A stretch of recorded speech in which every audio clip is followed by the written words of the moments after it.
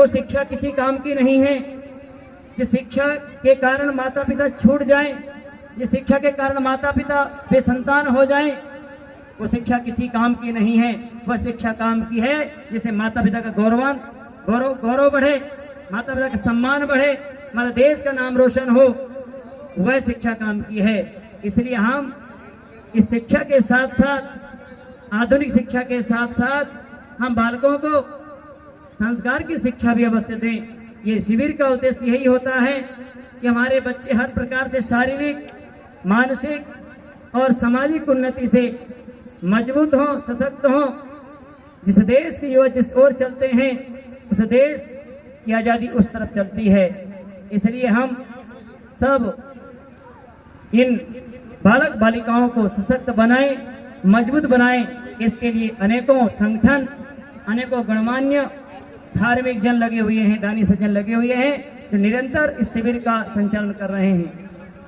आप सबका सहयोग, थोड़ा थोड़ा सहयोग मिलेगा, क्योंकि बूंद बूंद से घड़ा भरता है। ये बड़े से बड़े शिविर होते चले जाएंगे।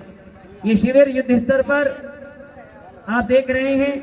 अभी पाकिस्तान और भारत का युद्ध चल रहा था।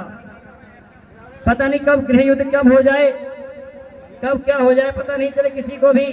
जिसकी लाठी उसकी भैंस, जिसकी भुजाओं बल है, वो ही अपनी माता बहनों रक्षा कर पाएगा। नहीं तो आप देख लें, लाइव टीवी चली थी बांग्लादेश की, क्या हालत हुई थी हिंदुओं की। वहां ये नहीं पूछा गया था कि आप यादव हो, आप ठाकुर हो, आप ब्राह्मण हो, आप अहीर हो, आप चमार हो। वहां पूछा गया आप हिंदू हो, और हिंदू देखकर ही सीधी गोलियां चल गई थी। पहलगांव में गोली चली, मुर्शिदाबाद में गोलियां चली, मुर्शिदाबाद में सारे हिंदू पलायन कर गए, पूरे जिला खाली हो गया। यदि आप जागरूक नहीं हुए, आने वाले समय यहाँ से तुम्हें भागना पड़ेगा। इसे जागरूक करने के लिए ये शिविर लगाए जाते हैं, क्योंकि वेद कहता है यो जागृत मृचा कामयन्ते, जो व्यक्ति जागरूक है उसी की ऋचाएं कामना करती हैं। और ये भूमि आलसी प्रमादी कायर के लिए नहीं है। वेद आदेश देता है वीरा भोग्य वसुंधरा, ये भूमि वीरों की है। हमारा जन्म वीर भूमि में हुआ है। इस भूमि में ये मंडला भूमि पुण्य भूमि है, ये क्रांतिकारी भूमि है। यहाँ पर अनेकों क्रांतिकारियों ने बलिदान दिया है। ऐसे शंकर शाह, रघुनाथ शाह, रानी दुर्गावती, रानी अवंतीबाई, ऐसी वीरांगनाओं ने इस क्षेत्र के लिए, राष्ट्र की रक्षा के लिए, समाज की रक्षा के लिए अपने सर्वस्व न्यौछावर कर दिया। रानी फूल कुंवर, इनका इतिहास उन बालिकाओं को पढ़ाओ, इन वीरांगनाओं को पढ़ाओ कि इस देश हमारा जन्म हुआ, जिस भूमि में हमारा जन्म हुआ है, ये हमारी पितृभूमि है, हमारी मातृभूमि है, हमारी गुरु भूमि है। इसके लिए हमें जीना चाहिए, जिसका हम खा रहे हैं, पी रहे हैं, देख रहे हैं। हमें अपने स्वार्थ से नहीं तो विधर्मी कह रहे हैं हिंदू तुम बिल्डिंग बना लो, अपने बच्चों को विदेश भेज दो, गाड़ी खड़ी कर लो। हमें चलना और बिल्डिंग में रहना हमें नहीं है, क्योंकि तुम्हारे बच्चे 2-2 हो रहे हैं और हमारे बच्चे 40 हो रहे हैं। हमारे बच्चे 40 हो रहे हैं, तुम्हारे बच्चे 1 हो रहे हैं, और आने वाले समय में हमारी संख्या कम हो जाएगी। आज चाचा, ताऊ, फूफा, ये रिश्ता सब समाप्त होते चले जा रहे हैं, क्योंकि एक संतान परिवार में होगी। राष्ट्र का नियम था कि हम एक संतान इस देश के लिए दें। राजा का नियम था, कानून था, व्यवस्थाएं थी। एक संतान हर व्यक्ति को राष्ट्र के लिए देना होता था, हर व्यक्ति को वेद परंपरा को जीवित रखने के लिए देना होता था। परंतु आज दुनिया की स्वार्थी होती चली गई कि बस हमारा जीवन चल जाए, हमारा परिवार सुरक्षित है, पड़ोसी के साथ कुछ हो रहा उससे मतलब नहीं है। ये विचार आपके मन अंदर आ गया है। जब चूल्हे अलग अलग जलने लगे हैं तो शत्रु वार करेगा और आपको एक दिन नष्ट कर देगा। इसलिए सज्जनों, इस शिविर का हमारा उद्देश्य यही होता है कि हमारे बच्चे, आने वाली पीढ़ियां मजबूत हो जाएं, सशक्त हो जाएं। नहीं तो आप अपने आंखों के सामने देखेंगे जलती हुई दुनिया, राष्ट्र को देखेंगे कैसी स्थिति हमारी राष्ट्र की बन रही है। कोई बचाने वाला नहीं है, न कोई सरकार खड़ी होती है वहां पर, न कोई शासन प्रशासन खड़ा होता है। यदि बच पाओगे तो जिसकी भुजाओं बल है वही बच पाएगा, वही राष्ट्र को बचा पाएगा। तो धर्म प्रेमी सज्जनों, ये शिविर का मैंने उद्देश्य बताया आपको। हमारा उद्देश्य है हमारी आने वाली पीढ़ियां सशक्त हो, मजबूत हो। जब हमारी पीढ़ियां मजबूत होगी तो हमारा राष्ट्र मजबूत होगा और हमारा देश विश्व गुरु की ओर अग्रसर होगा। ये शिविर गुरुकुल में यहाँ पर लगभग 100 से 110 विद्यार्थी प्रतिदिन यहाँ शिविर कैंप रहकर यहाँ शिक्षा ग्रहण कर रहे थे। और रानी अवंतीबाई स्कूल कन्या छात्रावास में वहां से 75 से 80 बालिकाएं वीरांगनाएं वहां शास्त्र शास्त्र का प्रशिक्षण ले रही थी।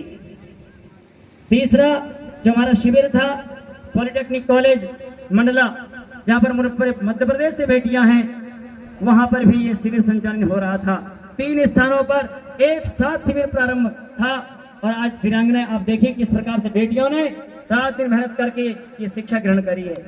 आप अचंभित मानेंगे, माता पिता कह रहे हैं आचार्य जी हमारे बच्चे 8 बजे भी नहीं उठते थे और यहाँ गुरुकुल में बच्चे जब शिविर में आए तो बच्चे 4 बजे उठ रहे हैं। बड़ी धन्य की बात है। आपका वातावरण, आपका परिवेश इतना सुगम्य है, सुरम्य है कि हमारे बच्चे वहाँ 4 बजे उठकर दिनचर्या कर लेते हैं, कपड़े धो लेते हैं।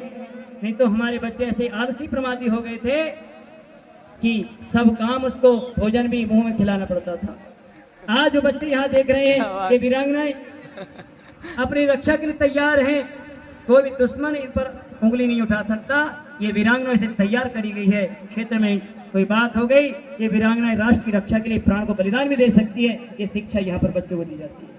और मैं एक बात बार बार कहता हूँ, जो बालक बालिकाएं, जो पुरुष, जो माता गुरुकुली परंपरा जुड़ जाती है वो कभी लव जिहाद में नहीं जाएगी, कभी ईसाई नहीं बनेगी, कहीं मुसलमान नहीं बनेगी, ये निश्चित है।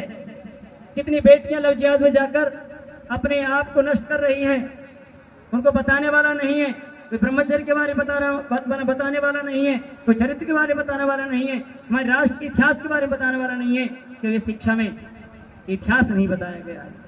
महाराणा प्रताप, छत्रपति संभाजी महाराज, शिवाजी महाराज ऐसे कितने क्रांतिकारी हुए हैं जिन्होंने अपने देश की रक्षा के लिए अपने स्वयं को निछावर कर दिया, बलिदान कर दिया था। ये इतिहास अपनी वीरांगनाओं को, अपने युवक युवतियों को अवश्य प्रदान करें ताकि आने वाली पीढ़ी ये अपने महापुरुषों को ना भूल जाए। आज मैं इन बच्चों से पूछता हूं कई बार कि कितने महापुरुष के नाम जानते हो, कितने वीरांगनाओं के नाम जानते हो, तो बच्चे हाथ खड़े कर देते हैं, हम नहीं जानते कौन वीरांगनाएं हैं, कौन महापुरुष है, कौन क्रांतिकारी है। इनसे पूछो तो फिल्मी स्टार के नाम बताओ, एक एक नाम उंगली में बता देते हैं। इनके बच्चों के पॉकेट में हीरो हीरोइन के फोटो मिलते हैं। आदर्श किसको मान रहे हैं, आइकॉन किसको मान रहे हैं अपना?